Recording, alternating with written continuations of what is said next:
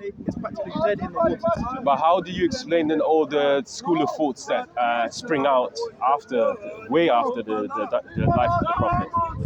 The Hanbalis, How do I explain it? So I mean, the tradition continues. It evolves, it crystallizes. it doesn't evolve to move forward. It evolves to look back at the Salaf al-Salih. So this idea. I mean, that's one mode how to engage. Even the Ash'ari and the Maturidis, they themselves will claim they are upon the way of who?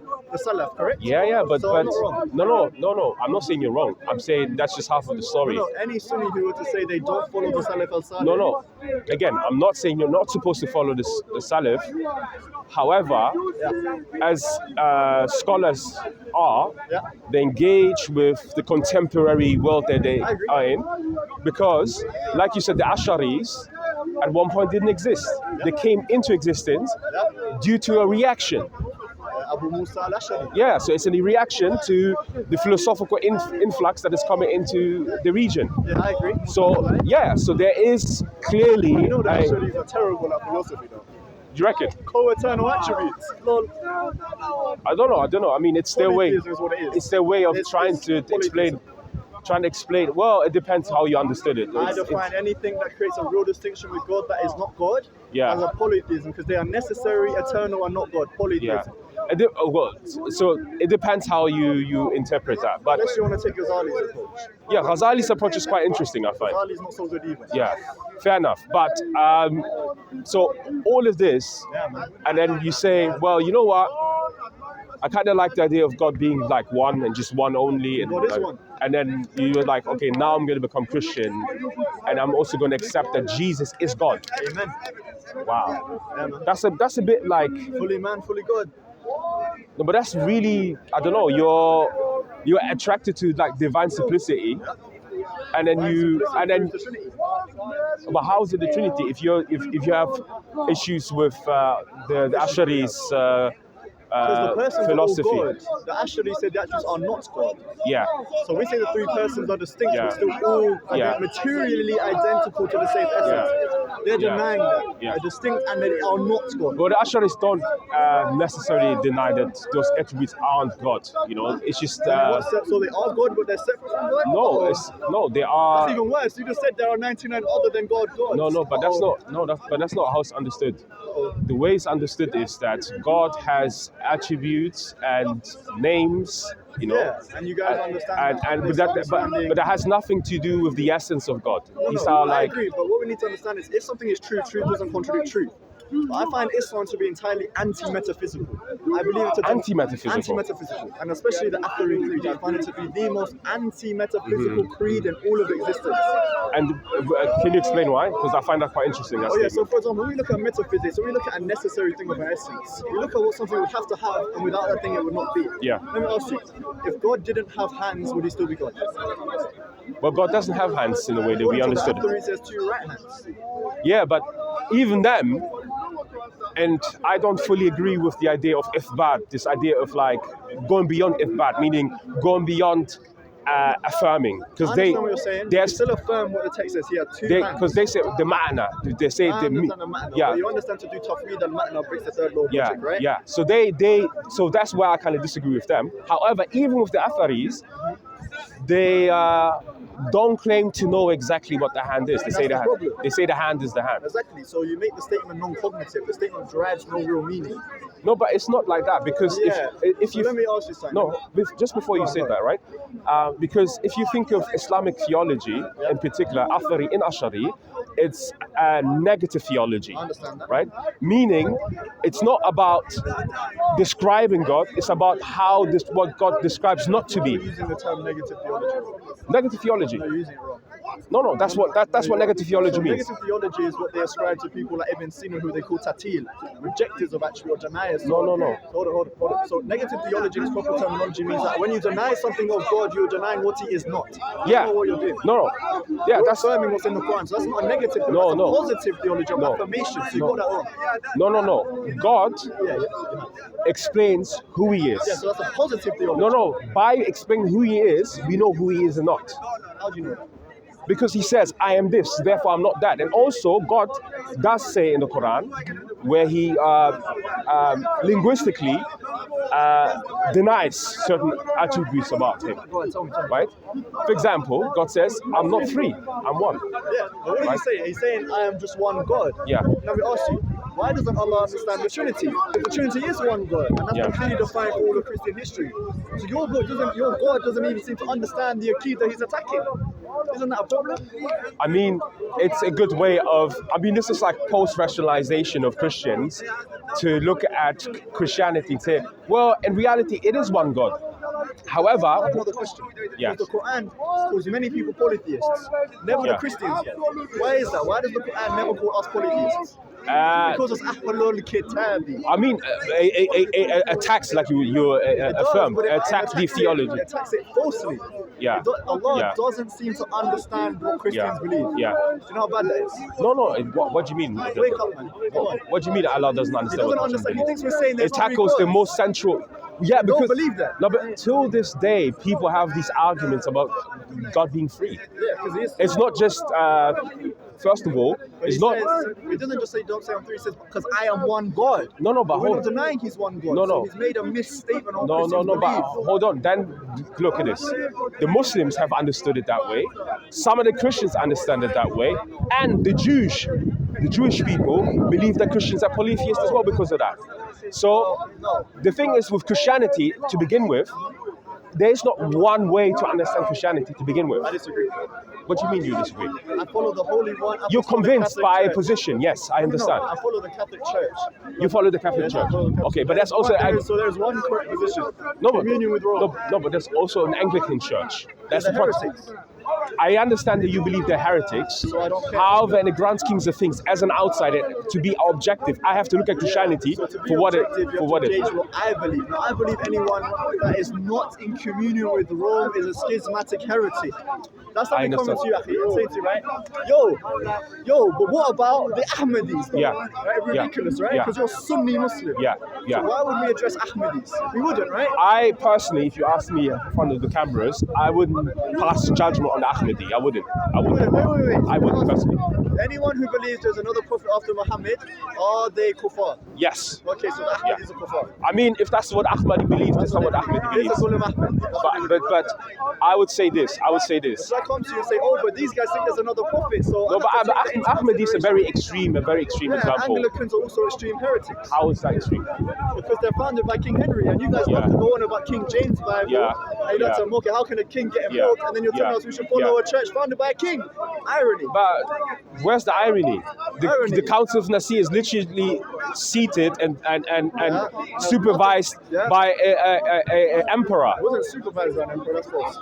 What do you mean? He was part of the council. No, so he called a council because there was a particular bishop called Arius who was spouting heresy. The same thing you believe today. Jesus is just a prophet.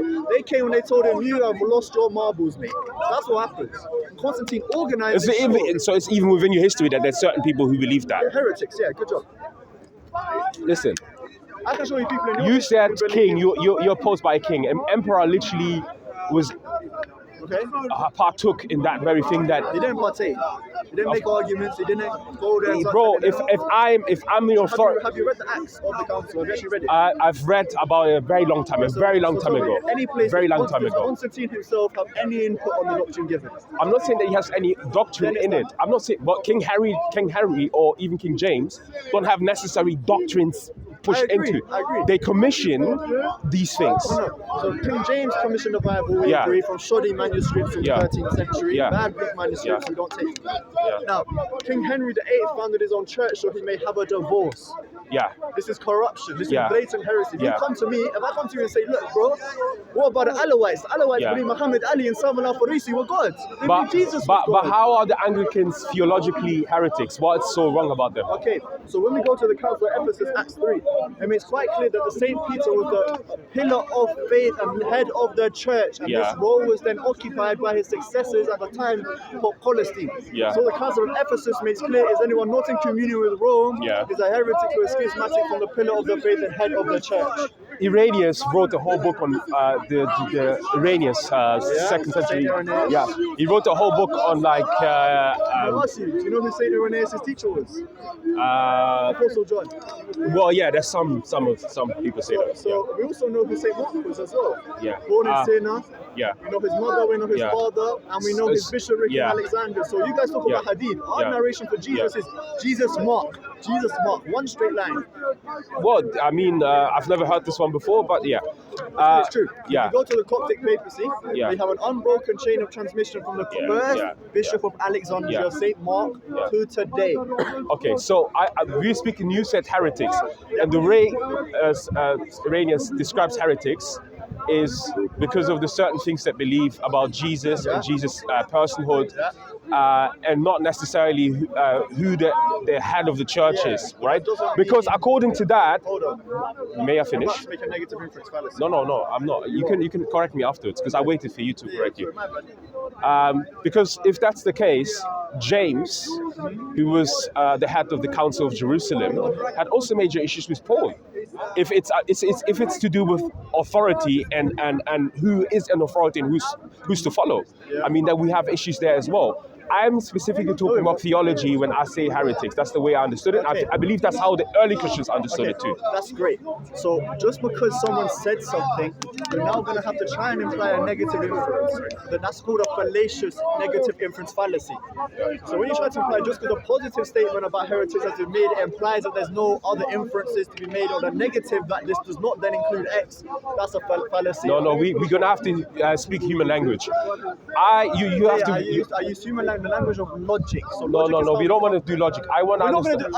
If we're not going to do logic, no, I'm going to step out. We've been doing logic the entire time. We always have to do logic. But there must be logic. We've been doing logic the entire time. What I'm saying is, you don't have to list the formula here. Tell me exactly where did the negative inference. Yeah, so you're trying to imply because it only talks about heretics in a theological way, it does not then include those who do not follow the church. No, I'm saying if a church has a doctrine, then because what I want to establish is that you are saying, because I said, look, there's many different Christian denominations, and there's different ways on how they understand the book, the very same book. Yeah. Now I understand that you're convinced, and you have conviction by your thing, but it does not mean that. Perhaps, and that doesn't mean that you know we're going to exclude every single one of them.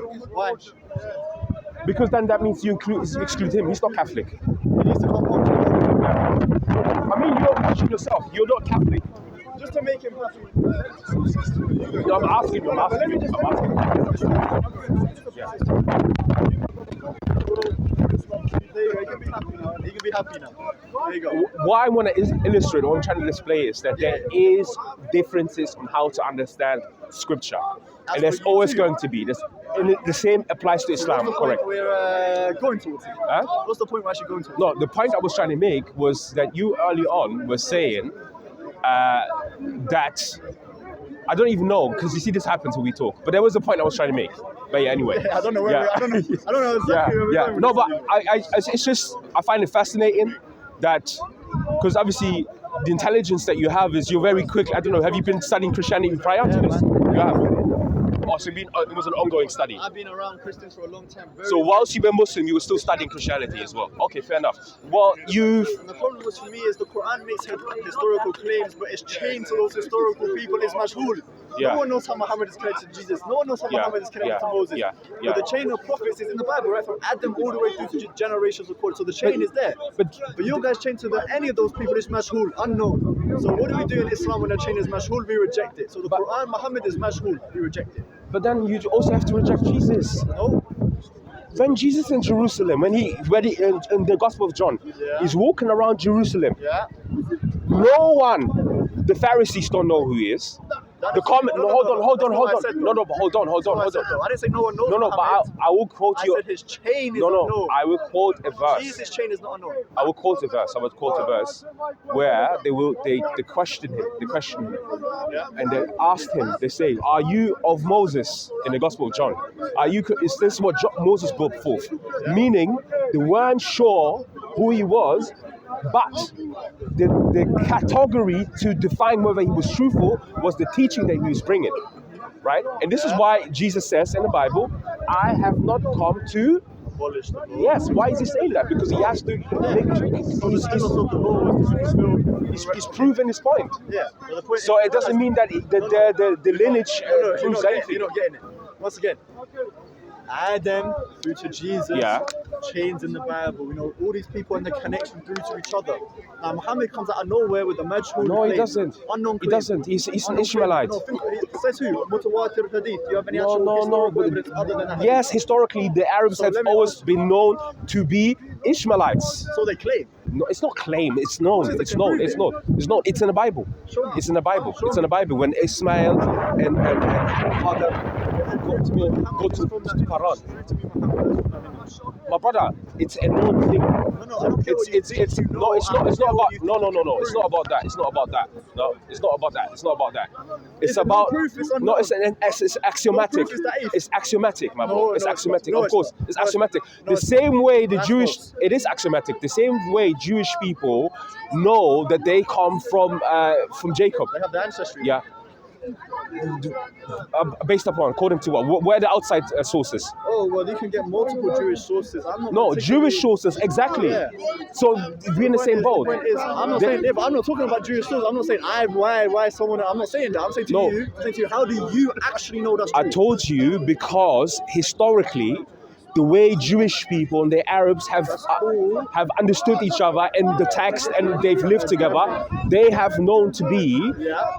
of the same lineage till this day. So that's what people say. Can you demonstrate? What do you mean demonstrate? I've demonstrated through his historical. Burhan demonstration. This is You know, I've been seeing a Kitab al-Burhan, do for demonstration. listen. The demonstration that you're looking for me, I'm sure that you can't provide yourself. Okay? What do I need to provide? The demonstration you're saying the lineage is written in the book. It's Matthew chapter 1. yeah, but it's this is a secular argument. You're arguing back to the book that you You believe in. argue positively for the book. That's fine. I can do No, that. no, I'm saying the same way. No, let me argue The same positively. way, It's not secular. it is secular. The same way my I'll argument. make it not secular. I'll argue for it. Isaiah 48 and 53 is the most clear prophecy of the coming of the Messiah. What did it say in Isaiah 53? And by your bruises we shall be healed. And How the can punishment you- that made us whole fell upon him. And if he Okay. gives his life as a payment for sin, he will justify many. So this is a prophecy 800 years Yeah. before Christ about Yeah. found in the Dead Sea Scrolls 400 years before Christ. So this serves as our basis of evidence for the book being from God, because only God can make such a prophecy. So now long it's no longer secular. I've given you a logical argument for It is my secular. book. No, it's not. Because the Christians, the early Christians, want some different sect or whatever. They believe They were Catholic. no, the early Christians were Jews from Jerusalem. Yeah. They were Jews from And Jerusalem. in Acts, the first called Christians in Antioch. Okay, yeah. So the early, especially the Christians or the early Christians that were with Jesus, and that generation that comes after with Like Jesus, Saint Mark, who wrote the Gospel of they Mark, and a testament they that had Jesus books Christ is prior. Lord. They had books and laws prior to Jesus. So therefore, the Bible, when it's compiled, is compiled as an entire document, Yeah. right? So therefore, it is a circular argument because you're going back to the very same document. So when I say to you, what do you mean no? No. I don't know if you've studied logic, but when someone offers a positive argument from the text that gives it some truth value, that it made a prophecy that is true, that validates something in the book as true, and serves as It doesn't an make evidence. sense. It doesn't make sense. Then you don't I'm very understand logic. no. It That's doesn't all make right. sense. It doesn't make sense. That's fine. May I just cause right? Okay, that doesn't make sense to me because all I'm saying to you is very simple. For the viewers watching, very simple. I am saying this brother is saying to me, where's the proof? I say the proof of Muhammad being an Ishmaelite is that it's oral traditions is something that's passed down so much that even outsiders, outsiders who are not part of the Ishmaelite tribe, know that this tribe is descending of Ismail. So the other thing is this, what I'm saying to him is that now if you were to provide proof for Jesus' lineage, you will find it within the Bible. Therefore, if you can't provide, because he's asking for proof, I'm saying, well, the same way you're finding the evidence for Jesus' lineage in the book, I'm saying I'm finding the evidence for the Prophet Muhammad's lineage within our traditions. It's not in your Quran, though. But why is the Quran? Why does it have to be in the Quran? Because I you. didn't say it did. I said it's No. But this I'm trying to say. What I'm not comparing the Quran to the Bible either. I'm just saying in terms of tradition and how tradition is preserved. Our tradition We comes have. out of a clear context. What do you From mean? the Jewish religion, it emerges from a clear, consistent development of revelation. No. There's gaps. Your religion is majhul. There's gaps between Jesus and Moses. What are you talking about? Dude, there's no gaps. Wait. Do you think the Bible starts on the Torah and then we just get to the Gospel? No, I'm saying no. You look, Bro. Okay, let me finish. Have patience. Let's have this conversation. I'm saying you said context, right? You said context. You said out of context. I am talking out of context. I'm talking about the Jerusalem context, the Jerusalem criteria. It's a thing in history where they look at Jesus' language and the way Jesus lived, and if you can afford me some respect. Yeah. So you said context. I'm saying within the context of Jesus and within his lifetime, there is no direct link that the people are making with Jesus and the lineage of the prophets. Okay, that's cool. Now, if I know... No, hold on. Before you said it's cool, do you acknowledge that? Yeah, so that's where the gap is. That's the gap that I'm talking about, contextually. There's not a gap. Okay. You're just telling me... I'm not talking about the Bible. Hold on. Yeah. You're telling me just because the people don't connect it... Okay, if I see you... They're the children of Israel. It's not just people. Hold on. If I know you, and I don't know your mother, and I see your mother and I don't connect you to you, does that mean anything about the truth of the position? No, that's it. It's a false comparison. False comparison. It's false comparison. The example that I'm saying is that I am part of a tribe, okay? And the tribe has a leader, and that leader, before him there was other people, and other people, like it goes back as a lineage. Now, an outsider comes from the tribe. We don't know who this person is, but claims to be from the same lineage. So that's the point I'm trying to make. Okay, so it's not that it's because those particular people don't know who he is, it means he's not from that tribe? No, according to you, because remember your argument's going to cut yourself. Yeah. Even according to your belief, where is Jesus from? He's from the Israelites. Thank you. Yeah. So even your tradition can admit it. Thank you. No, but what I'm saying is the reason why I believe that is the reason why I believe that the Prophet Muhammad is from the Ishmaelites. What? Yeah. No, what I'm saying is I'm not talking about the prophecy. I'm saying, if I'm saying, for example, right, my dad owns whatever. My dad owns this plot of land, and the court specifically asked for a corroborating evidence. Right, corroborating evidence that is outside of what I can provide, meaning my dad wrote something on a paper saying this land belongs to me, but I need the register from like the council to corroborate what he's saying. That's what I'm saying. So let me get it straight. His argument is the Old Testament makes specific prophecies about the new couldn't be explained outside of the divine revelation. But you can't separate the two. You can't separate the Old Testament. You can't separate the Old Testament and the New Testament. Why? You have manuscripts of the Old Testament. No, but you have literally the book there within you. So you're just inheriting